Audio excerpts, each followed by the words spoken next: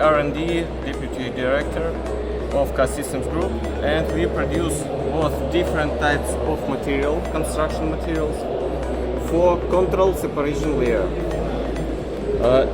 These materials are installed under the waterproofing, and we also produce equipment for defects detections in waterproofing.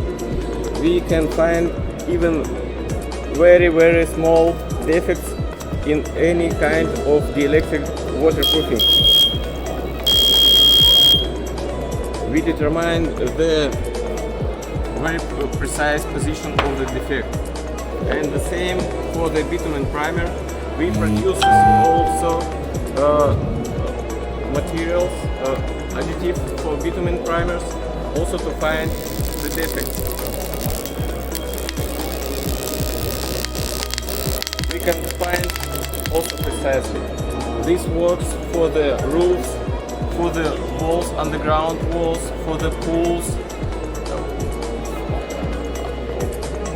tanks and so on.